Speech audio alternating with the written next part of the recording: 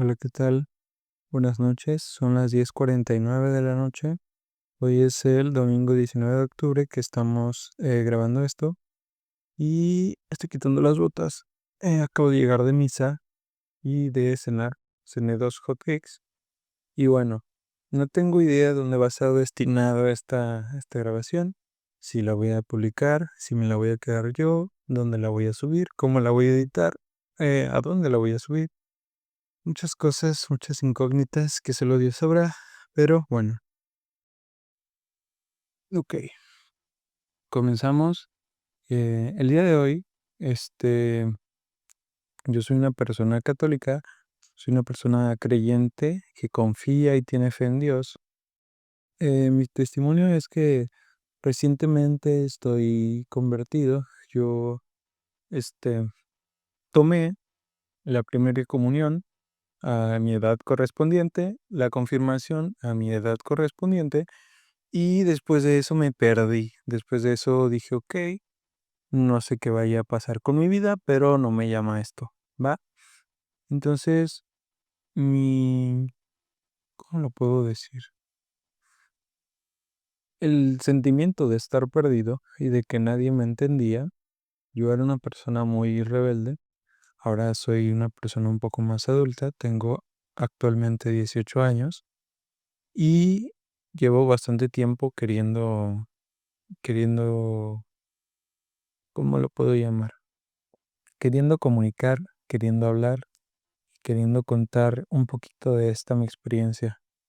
Ahora, yo no era una persona para nada creyente hace algún tiempo. Incluso mi ensayo de salida de la secundaria se llamaba ¿Por qué Dios no existe y todos los científicos demuestran que es así? O algo así, palabras más, palabras menos. Y yo recuerdo que me desvelaba investigando, oye, pero es que Stephen Hawking no creía en Dios. Y la maestra, me imagino creyente, me decía, no, pero es que claro que sí creía, bueno, él no, pero muchos más científicos decían que sí existía, que después me di cuenta que esos científicos en realidad sí decían que sí existía. Y incluso el padre de la evolución, Charles Darwin, bueno, el creador de la teoría de la evolución, me imagino que ha de tener sus científicos auxiliares, pero incluso él mismo creía en Dios. Entonces, es muy extraño que, que alguien que estaba tan convencido de que no era así haya cambiado tan repentinamente. Pues como comento, yo, la verdad, mi abuelita, de parte de mi padre, era muy, muy católica, muy creyente, muy religiosa. Y ella siempre fue a misa, ella era catequista igualmente, como yo lo soy ahora. Y ella, recuerdo un día que nos llevó a su casa junto con otros primos, y ese día fue muy bonito porque nos leía la Biblia y yo no entendía nada, la verdad, porque pues en ese tiempo no, tampoco era que me interesara mucho, era muy joven. Todavía lo soy, tengo conciencia de eso, pero en ese tiempo tendría 8 o 10 años. Y creo yo que gracias a ella y a su constante insistencia, terminé la primera comunión y también concluí mi confirmación. Entonces, al terminar de recibir esos sacramentos, yo me alejé. Yo simplemente dije, bueno, ya fue, ya lo estuve, listo.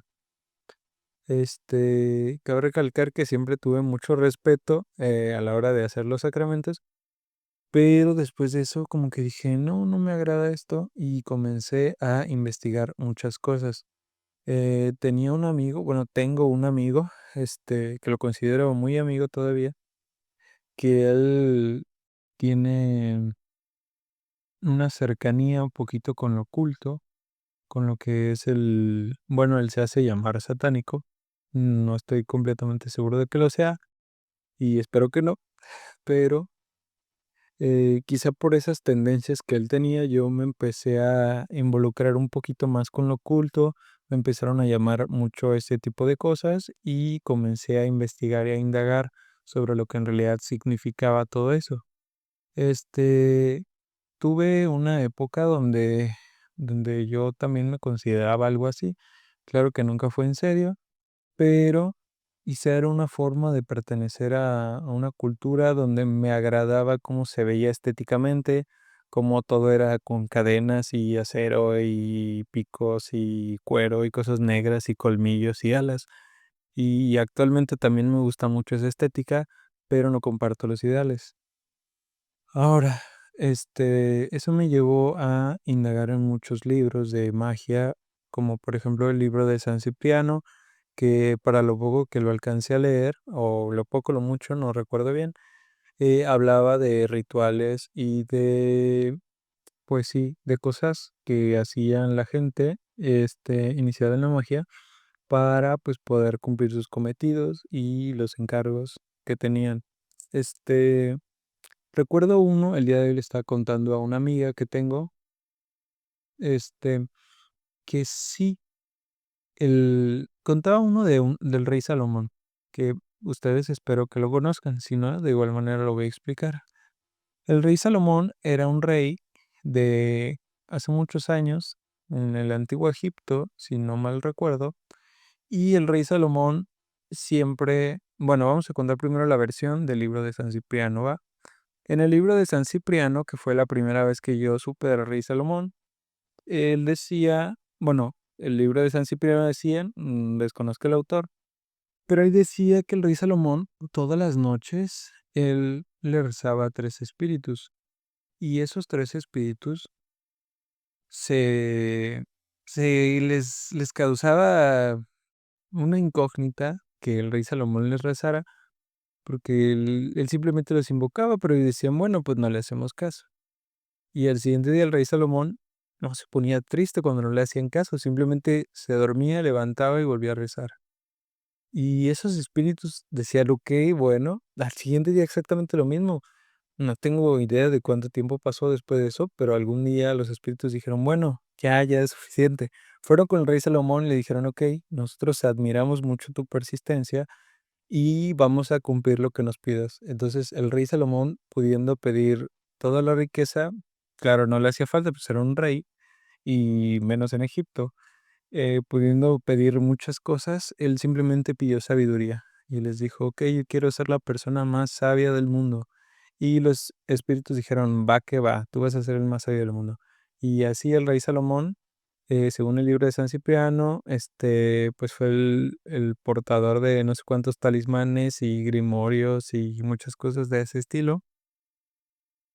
Ahora nos apegamos más al lado de la Biblia, que incluso en la Biblia el rey Salomón escribió algunos libros, no sé si fue Proverbios o Eclesiastés, pero uno de esos dos se lo escribió él, si no mal recuerdo, pero es muy conocido por ahí por los que han leído las Sagradas Escrituras, la Biblia, que el rey Salomón fue vencido por la lujuria. Y no es un tema que vamos a tocar el día de hoy, simplemente es una referencia para aquellos que no lo conozcan. Y ahora yo me puse a pensar, ok, en la Biblia está estipulado que bueno, no estipulado, está contado, está escrito que los magos existían y me imagino que siguen existiendo. Este, porque les voy a contar una pequeña historia que también leí en la Biblia. En Génesis está Jacob, que su hermano es Esaú, y si no mal recuerdo, su padre es Abraham. La historia de Jacob, Esaú y Abraham, no estoy seguro que su padre sea Abraham, pero estoy seguro de que su hermano es Esaú. Entonces, Jacob, también llamado Israel, que es un nombre que le pusieron después, tiene un hijo, bueno, tiene varios hijos, y dentro de esos varios hijos tiene un hijo que se llama José. Entonces, José es una persona que es muy inteligente. Y José tuvo algunos altercados con sus hermanos y sus hermanos pues les caía mal, entonces lo vendieron como esclavo a Egipto y él comenzó a ganarse la confianza del faraón en ese tiempo y pues el faraón lo hizo a su mano derecha. En algún punto el faraón tuvo un sueño, creo que eran 7 espigas y no sé qué más, o 5 o 3, no sé cuántas, pero esas espigas tenían un significado y él le comentó a sus videntes, muy interesante que sus videntes, o sea, en ese tiempo había videntes, me imagino que aún sigue habiendo, pero es muy interesante que los videntes, pues obviamente ser vidente es un tipo de magia, me imagino yo. Y segundo, cuando nos remontamos a Éxodo, en los libros de Moisés, que creo tener entendido que Moisés escribió Éxodo, en el Éxodo, que es donde se cuenta la historia de Moisés, que nació, lo encontró una señora, luego lo quisieron matar, luego se hizo líder de los israelitas y él junto con su hermano Aarón, este, pues protagonizaron una de las más grandes historias en todo este mundo tan bonito que tenemos, que es cuando él separó el mar en dos partes.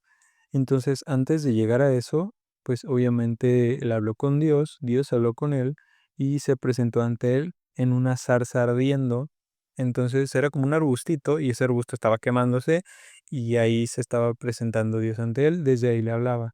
Entonces, muy interesante que él tiene una historia que Moisés, Dios le regaló un báculo, era como un bastón que tenía una serpiente de bronce, si no mal recuerdo, y esa serpiente de bronce, cuando él la arrojaba al suelo, la serpiente se convertía en una serpiente de verdad, pero cuando la tomaba de la cola se volvía a convertir en el bastón. Entonces Dios le dijo, ok, te voy a dar esto para que tú vayas con el faraón y le digas, mira, aquí tengo mi prueba de que Dios existe. Necesito que me dejes a mí y a todos los israelitas que vayan conmigo al desierto para poder ofrecerles sacrificios a Dios. Y el faraón le dijo, no te creo. Moisés tiró su bastón y vio eso y el faraón dijo, ok, le habló a sus magos. Dice claramente aquí, le habló a sus magos y hicieron lo mismo. Con un bastón lo tiraron, la serpiente tomó vida. Ahora, lo importante viene aquí, lo interesante viene aquí, que cuando Moisés toma la serpiente por la cola, se vuelve a convertir en el bastón, los magos no pudieron replicar eso. Ahora, Moisés también hizo una serie de sucesos con su bastón y los magos replicaron muchas de ellas, hay unas que no pudieron, pero me causa una impresión muy grande que dentro de la Biblia haya indicios de que la magia existe, ¿sabes? Entonces, volvemos al tema principal que era de la magia enoquiana. Entonces, yo lo estuve pensando, lo estuve hablando también y decía yo, mira, yo siento que hay un punto de retorno en esta vida. Siento que igual que yo y ahora que estoy contando pues mi historia, igual que yo, hay personas que antes de ser creyentes, que no lo fuimos, nacimos creyentes, nos bautizaron, luego hicimos nuestra comunión, hicimos nuestra confirmación y nos perdimos. Y digo yo, ok, es interesante todo esto. ¿Por qué? Porque yo nací católico, a lo mejor no queriendo y sin fe dentro de mí. Luego tuve un poquito de fe, luego me perdí. Y digo, ok, entonces si nosotros nos podemos redimir y podemos volver al camino de la verdad y la vida, entonces digo yo, bueno, teniendo en cuenta que te puedes arrepentir y puedes volver, me imagino que hay un punto de no retorno, ¿sabes? Que a partir de esto nosotros tenemos sabiduría. Será mucha, será poca, pero tenemos sabiduría. Sabemos cosas, tenemos conocimientos. Poniéndonos muy filosóficos, esos conocimientos son los que a nosotros nos permiten vivir y nos permiten acceder a las posibilidades, ya sea económicas, ya sea la situación que estamos pasando en este momento, y nos ayudan también a cómo reaccionar. Pero es cierto que mientras más sabiduría acumulas, mientras más conocimientos tienes, eres menos feliz. Sí, es cierto. ¿Por qué? Porque cuando nosotros ignoramos algo, significa que para nosotros no existe, ¿sabes? O sea, por ejemplo, si yo ignoro que no existen los semáforos, bueno, más bien, si yo ignoro que existen los semáforos, para mí no existen, no los conozco, ¿sabes? Entonces, es muy interesante que al ignorar algo es como si no existiera. También muchas personas lo comparten o lo comparan con las personas del continente asiático, con los chinos, los japoneses y todas esas personas de por allá, que dicen que ellos ignoran que Dios existe. Pero no es que lo ignoren, simplemente como su cultura es diferente, eh, pues simplemente ellos no tienen conocimiento de que Dios existe. Entonces, al ignorar, no digo que estén ignorando a Dios, simplemente ignoran que existe. Entonces, al ignorar eso, es como si no existiera para ellos. Obviamente ellos tienen sus dioses y sus creencias muy aparte, pero es interesante tener en cuenta que cuando nosotros somos más ignorantes, somos más felices, porque nos preocupan menos cosas, tenemos en cuenta menos cosas en nuestra cabeza, no está tan saturada y estamos más limpios en nuestra conciencia, más limpios en nuestra idea, pensamos, nos preocupamos menos en resumidas cuentas. Entonces, es interesante eso. Entonces, al pensar eso, yo dije, bueno, hay muchas cosas que yo ignoro y hay muchas cosas que sé, gracias a Dios, pero no sé hasta qué punto esté bien ignorar y no sé hasta qué punto esté bien saber, porque entiendo que hay un punto, como comentaba, un punto de no retorno donde sabes tanto que ya no puedes dejar de adentrarte. Entonces ese era mi miedo, que yo al acercarme a un tipo de magia o brujería, como ustedes quieran llamarlo, ya no pudiera regresar. Y a mí siempre me llamó mucho ese tipo de cosas, me llamó mucho lo oculto, lo oscuro, todo eso, lo que no es físico, ¿sabes? Lo que tiene que ver con el alma, con el espíritu, con todo eso. Y, y gracias a Dios ahorita estoy en un camino donde no necesito de eso para seguir con mi curiosidad.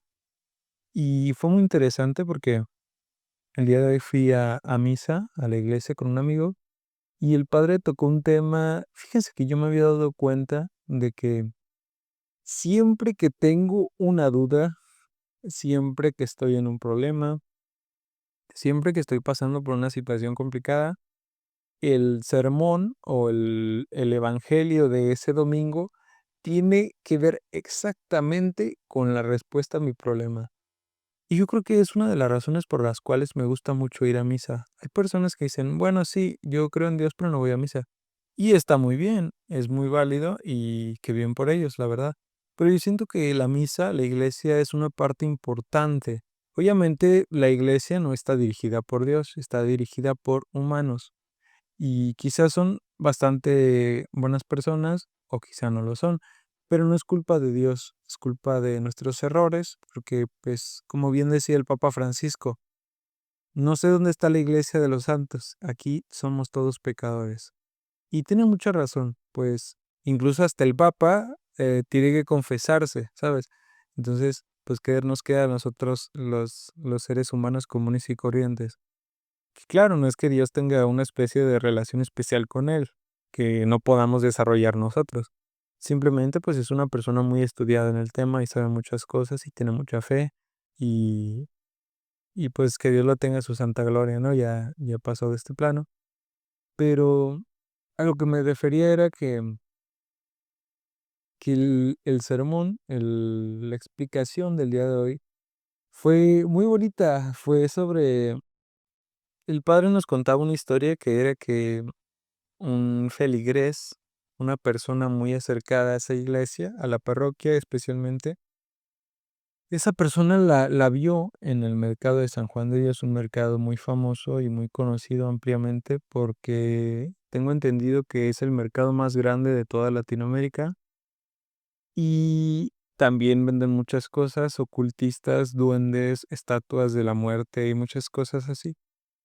Entonces, el padre tocaba un tema muy importante que era que lo importante que es tener la fe presente, lo importante que es tener presente que Dios está con nosotros.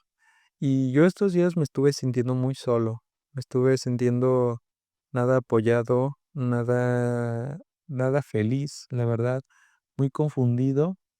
Y Y sobre todo hoy que me dio por adentrarme un poquito a esto que les cuento de lo de la magia, investigar, no me adentré, tampoco la practico, pero investigar un poquito más. Fue increíble que él contaba que una persona de ahí muy acercada a la iglesia lo vio a él comprando una estatua de la muerte, una figurita, sí, pues una estatua, una figura. Y él decía, fíjense nada más cómo hay gente que en su desesperación intenta buscar rutas alternativas. Y como bien dice, bueno, no sé quién lo dice, pero algún día lo leí, que decía que el camino hacia Dios es muy estrecho, es muy cortito, es muy complicado. Y el camino hacia los placeres de la vida, hacia el mal, hacia el adulterio, hacia la lujuria, hacia la gula, hacia los 7 pecados capitales, es muy grande, es muy cómodo, el piso es de algodón, las paredes son de azúcar, es muy cómodo estar ahí. Pero claro, a veces y casi siempre lo cómodo nunca va a ser lo mejor para ti. No significa que seamos masoquistas y tengamos nosotros que sufrir y tengamos que sacrificarnos por tener una vida buena. No, no siento que tenga que ser así. A lo mejor en algún punto tendríamos que sacrificar algo, tendríamos que dejar ir algo y tendríamos que cambiar. Pero yo creo que la vida, en este punto de mi corta vida que tengo y que Dios quiere que sea muy larga todavía, siento que no es solamente el sacrificio, sino con qué intención lo haces, sino qué quieres llegar a hacer después de eso. Es como la gente que simplemente ayuna por ayunar, ¿sabes? Que dice, ok, bueno, yo soy un abuelito, soy el abuelito de Juan. Y yo, siendo el abuelito de Juan, voy a ayunar. ¿Por qué? Porque mi papá me decía que tenía que ayunar. También hay una historia muy interesante que era que una señora, su hijo le comentaba, oye, mamá, por qué siempre le cortas la cabeza y la cola al pez para comer? Y su mamá le decía, no lo sé, pregúntale a tu abuela. Y el niño llegaba con su abuela y le decía, oye abuela, ¿por qué siempre le cortas la cabeza y la cola al pez? Y su abuela decía, fíjate, no sé, nunca me lo había preguntado, pero pregúntaselo a tu bisabuela. Y la bisabuela todavía vivía, gracias a Dios. Y bueno, gracias a Dios y también a su buen hábito. Entonces fue con la bisabuela y le dijo, oye bisabuela, mamá de mi abuela y bisabuela de mi mamá, ¿por qué mi abuelita y por qué tú siempre le cortan la cabeza y la cola al pez? Y la bisabuela era muy inteligente y le decía, pues no sé, la verdad no tengo idea, creo que era porque así lo hacía mi mamá. Y la idea era que ellos nunca resolvieron su conflicto, ellos nunca resolvieron su duda, su problema. Pero la respuesta era que el sartén, hace muchos años, me imagino más de 100 años, cuando la tatarabuela vivía por ahí, ella le cortaba la cabeza y la cola al pez porque no cabía en su sartén, era muy pequeño su sartén y no cabía. Entonces, esa era la razón. Y entonces pasaron generaciones, generaciones, generaciones cortándole la cabeza y la cola al pez, simplemente porque la primera generación no cabía el pez completo. Y es muy interesante cómo a veces nosotros tendemos a tener respuestas rápidas y un poco automatizadas en torno a nuestra vida y que no nos detenemos a pensar de dónde surgen o por qué las hacemos. Entonces, como comentaba, el abuelito de Juan, ayunar, no le estoy metiendo ningún sacrificio, para mí solamente es un ayuno. O sea, solamente no desayuno y ya, y como en la tarde o en la noche y listo. Pero no tiene un significado, no le damos un significado. Y yo creo que bien decía René ZZ, un youtuber que tiene mucha presencia en mí, que él decía que si no tiene algo un significado, el mismo hecho de que no lo tenga se lo va a dar. Simplemente todo tiene un significado y todo tiene un porqué. Y está en nosotros, en la vida o en Dios, darle ese significado tarde o temprano. Entonces, la reflexión del día de hoy, ya para terminar, es que sí, a veces nosotros estamos perdidos, a veces nosotros no encontramos la salida, a veces estamos conflictuados, estamos en problemas, nos sentimos aturdidos, estamos saturados de muchas cosas, pero hasta que no empezamos a vivir, hasta que no tomamos conciencia de dónde estamos, hasta que no nos damos cuenta de lo mal que la estamos pasando y hasta que comenzamos a pensar como ojalá lo hubiera hecho la abuelita que le cortaba la cola y la cabeza al pez. Empezamos a pensar, oye, pero ¿por qué hago esto? Aunque yo hago esto porque así lo hacía mi papá, pero yo no soy mi papá. Y si fuera bueno lo que hacía tu papá, pues qué bueno lo haces, muy bien. Pero si no es tan bueno, vale la pena darse cuenta y vale la pena cambiarlo para el bien común de nosotros, nuestra sociedad, nuestros hermanos, nuestros padres, nuestros amigos. Yo creo que sí vale la pena. Entonces, no les voy a dejar una tarea, pero, pero ojalá que tengan en consideración todo esto. Y bueno, que sea lo que Dios quiera y voy a intentar subirlo a alguna plataforma, no tengo idea dónde ni cómo, pero voy a darme el lujo de hacerlo y de, si tengo la posibilidad y si Dios lo permite, estar subiendo este tipo de fragmentos para que la persona que le interese verdaderamente lo pueda escuchar. Entonces, muchas gracias y que Dios los bendiga a todos.